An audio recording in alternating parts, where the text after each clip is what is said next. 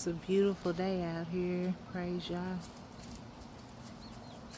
for all his beautiful creations, all his blessed creations. It's awesome. Out here walking the dogs.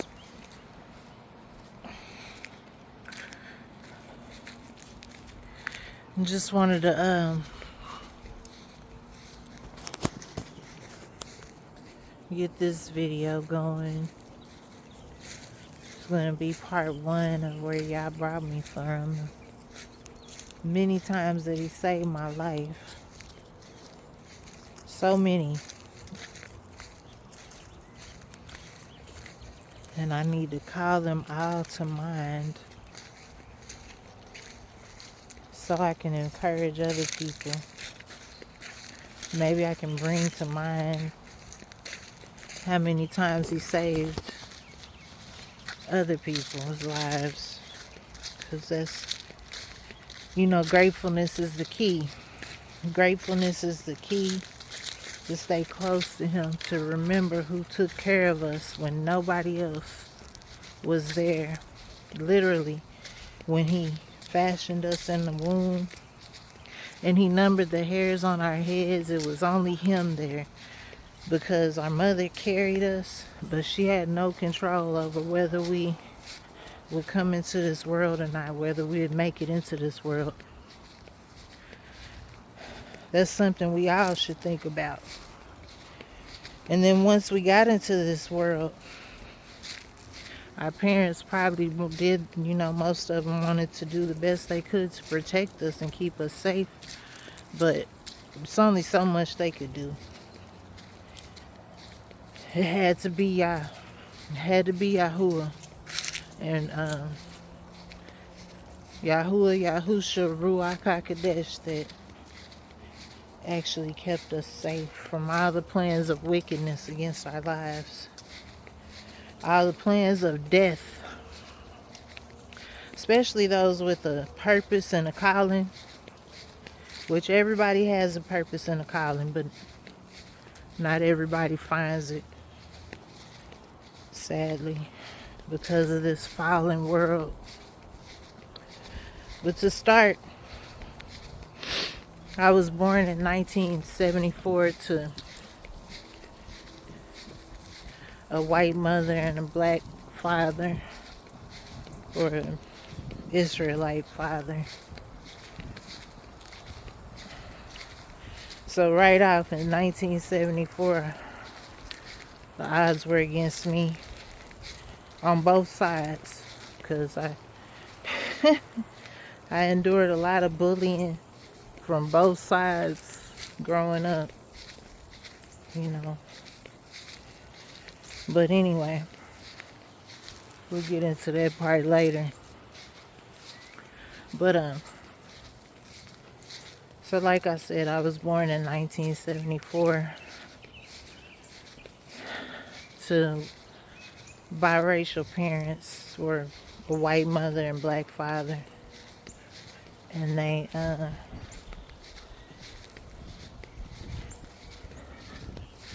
right now I just say they were partiers, heavy partiers. They both had a drug problem. So if we weren't partying, and when I say we, I would be up at nighttime with them. I remember my memories started about 3, because I remember when I was 3, there were several things that happened to try to take me out of here. But so I would be a lot of times up by myself in the house, because I would fall asleep on them and their friends at nighttime. And I would be up by myself. And even then I knew that there was I knew it wasn't just my parents that brought me into the world. I knew that there was YAHUAH. I didn't know his name, of course, at the time, but I knew that there was a creator of us all. I knew that there was somebody watching over me, and that even though I was alone, I wasn't actually alone. And so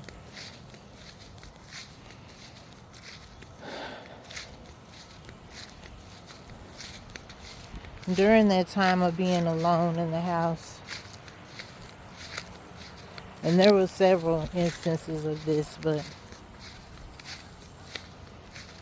during a time when my mother was trying to kick her Delilah habit, Delilah is a synthetic form of heroin. She was on methadone. And back during that time, it was different, so she was allowed to take me to the clinic with her. And I guess to entertain me, they would give me the tang that they put the Delilah, or that they put the methadone into. They would mix it with tang, which was an orange drink. It's kind of like if you've ever tasted Sunny Delight. That's what tang tastes like. But back then it came in a powdered form. Buddy, PJ. So they would mix it with that. And one day, when I was up by myself, it was in the refrigerator. My mother, they would fix her up a few bottles or whatever. I think she went like once a week or twice a week or something like that. And they would fix her up a few bottles to take home. And me, because they had been giving me the tang, I didn't realize that there was poison in my mother's bottle. Nobody explained that to me. And I mean, why would they?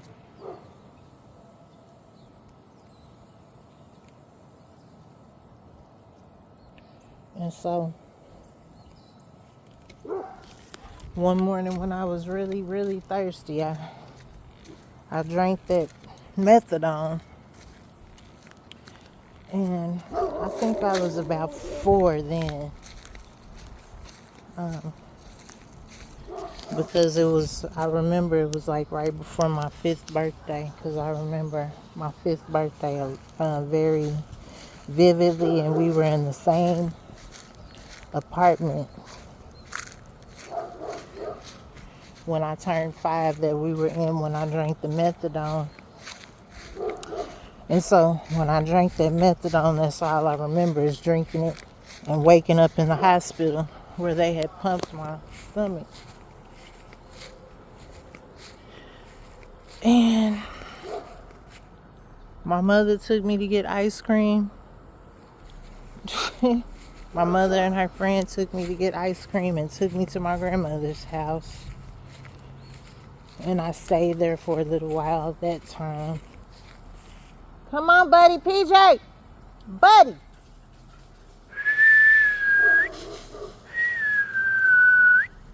Buddy.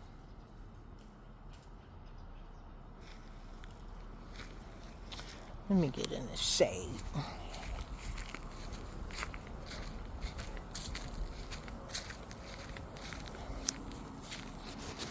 But that was just one of the many times. And when I was about 3, I remember me and my parents walking on the bank of Keystone Lake. And somehow I just fell in. And it was a deep spot where I fell into. And not only do I remember falling in, but I could feel, it felt like, I remember seeing hands down there in the water, and they were pulling at my ankles. They had me by my ankles. I don't know if I had passed out and was hallucinating, or I don't know what it was, but I remember some hands around my ankles trying to pull me down. And about the time that they got a hold of my ankles, my mother pulled me out by my arm. And I was afraid of water for a long time after that. And I don't think it's because I fell in. I think it's because the hands that were trying to pull me down. I was afraid of water for a long time after that. And then I took swimming lessons, and that's how I got over that. But then my parents took me to the fair, and it was kind of misty, like raining a little bit, drizzling. And I guess there was an electrical outlet near where I was, and I put my hand on the gate to a ride that I was waiting to get on. I was 5 then, because I was living with my grandmother, but they had taken me to the fair, and I was electrocuted. I was shocked, and it didn't hurt me at all. It just knocked me out for a second, and it was crazy. And then I'm also told a story, and I remember drinking the bleach when I was like 5. My cousin, I used to go to work with him because he worked at a rec center for kids here in the community in Tulsa, Oklahoma. And it was called Seminole Hills Apartments, and they had a rec center in the apartments for the children. And he always took me with him because he worked there. And I was thirsty. I remember that I was thirsty. And I thought that, because bleach, well, when I was little, water kind of smelled like bleach to me, like water, tap water. And so when I smelled that bleach, I thought it was water, and I drank it. And I don't remember what happened after that. I think he rushed me to the hospital and they pumped my stomach again. But that's just one of the few times one of the multiple times that I was, I could have been out of here. And it didn't stop there. It stopped for a little while. But, so I praise y'all for that, for saving my life when the devil was trying to kill me as a little child, physically. The weight of it is so much different when you think about it as an adult, when you have the memories come to you. Those are things that I don't think about very often, because I do my best to just keep going and not dwell on the traumas that I've been through, but those traumas just remind me that I have a maker, I have a creator, and he saved my life many times. And so fast forward a bit, my parents continued to use drugs. So whenever you have a drug problem, it ensues that criminal behavior will be a part of your life to support that habit, especially something like Dilaudid or heroin, because it makes you so physically sick if you are not able to get it.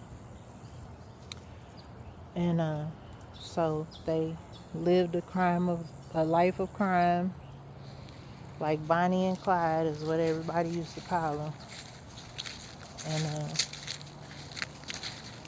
And I would be with them on their crime sprees a lot of times.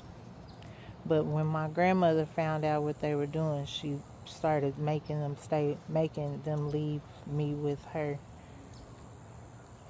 And so that was, they did that for a while, and then they got caught, and so they went to prison. And I remember I was 5 years old then, and they were both hugging me and, telling me they were sorry, telling me they loved me. And, I didn't really know what was going on. I didn't know I wasn't going to see them for a long time because, they would always come through a few times a week to bring food and stuff that I needed. They did do that. And so they left me with my grandmother, and she raised me until I got out on my own as a teenager. And then, of course, I went back home to her several times as an adult. But with my children and everything, I wish she was here right now. I'd go live with her today if I could. But yeah, so those were the first parts of my life where Yahuwah saved me, and because he had a purpose for my life. And I'm very grateful and thankful because the devil's plans didn't work against me.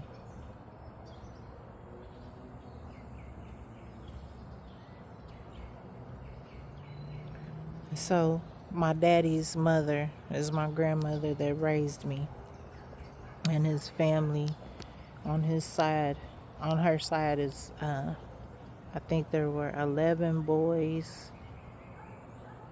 and 2 or 3 of them passed away before I was ever thought of.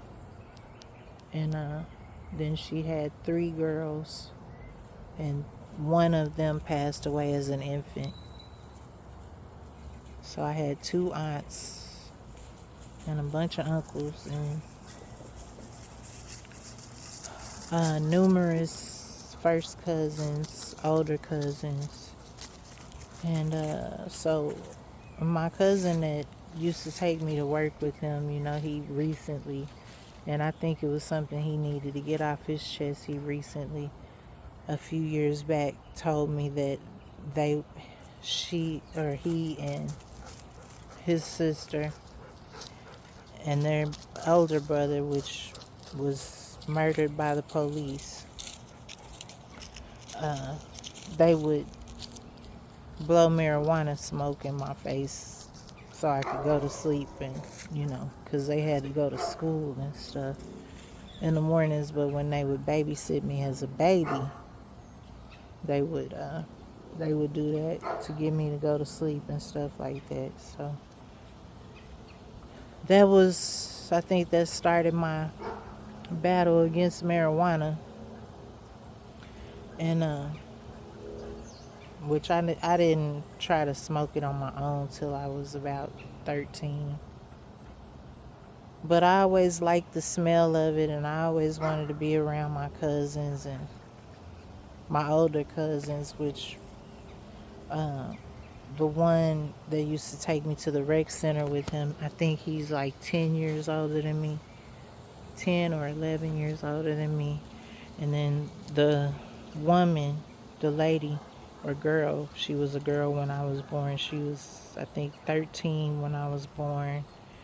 And then my older cousin was about 15 when I was born. The one that got killed by the police. And so there began my journey into this life. And I'll come back later with part 2.